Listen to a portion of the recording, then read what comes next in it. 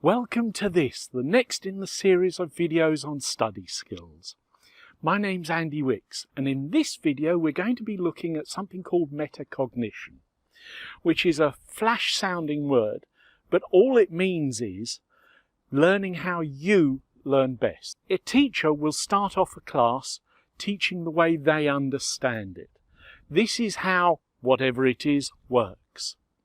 But that isn't necessarily the way that works for you. There are different learning styles, different ways of learning.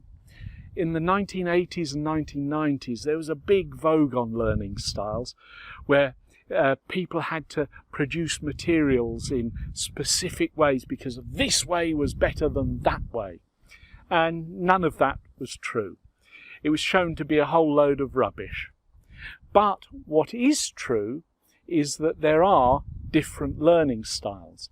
There are different ways of preferring to learn a particular set of materials.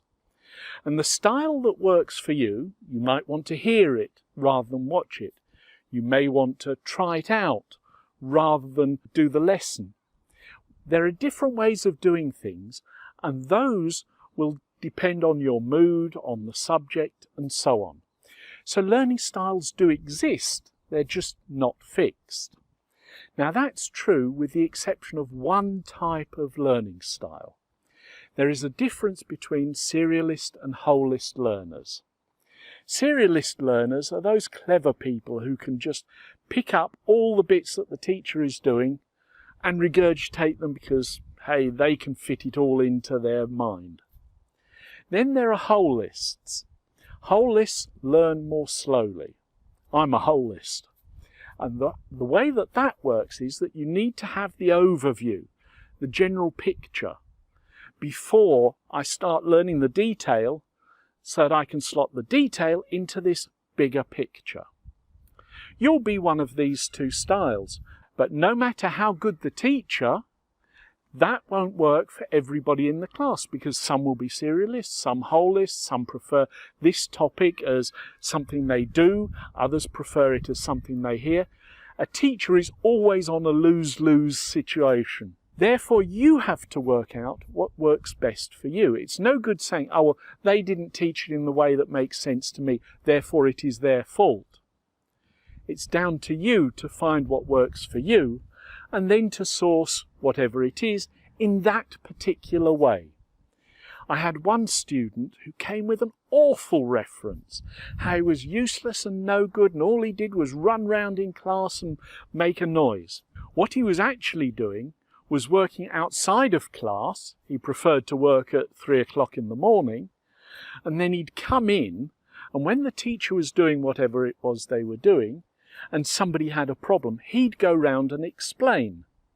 So that way, he made it clearer in his mind, because if you have to explain something, it always makes it clearer in your mind. And then they got it at a level that was suitable for the students of that particular class. And so everybody should have been happy, but the teachers weren't. Well, this one was. And it was like having an extra lecturer in the classroom. It was excellent. And the guy went on to get a first-class honours degree. So what are the benefits for you of learning how you learn best? Well, there are significant benefits. First of all, it's less work. Secondly, it's less effort. And thirdly, and best of all, for less work and less effort, you get higher grades. So learning how you learn best has big advantages for you. So what are the educational benefits? Well, people tend to think that those that start slowly are not quite as bright. And I'm sure some of you watching this will have been labelled as not quite as fast as the others. But as I've said, that's not true necessarily. It may be that you just need that overview, and until you've got that overview, you can't slot the bits in. So you appear to be slower than the others. On the other hand, the wholists take longer to learn the material, but when they've got it, they've got it. Whereas the serialists, well, forget it. There's a simple way of testing this. Let's suppose I tell you that the Battle of Hastings was in 1066. If I ask you now, when was the Battle of Hastings, you say 1066. But you've forgotten that in a year's time. Somebody who understands what they're doing and why they're doing it is going to keep that information for longer. In general, those that are slower learning something tend to be more confident with that material later on.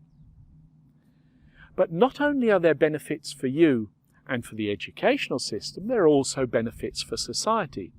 Because if everybody becomes more metacognitive, then there are going to be higher levels of education. Higher levels of education mean more inclusivity. Instead of some people being excluded from society because they didn't have the chances, if everybody was metacognitive, they could create their own chances, do it their way.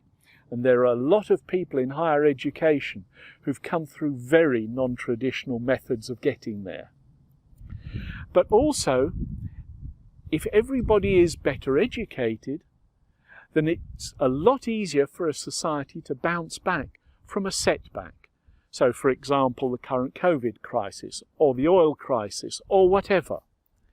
So there are significant benefits for you, for education, and for society.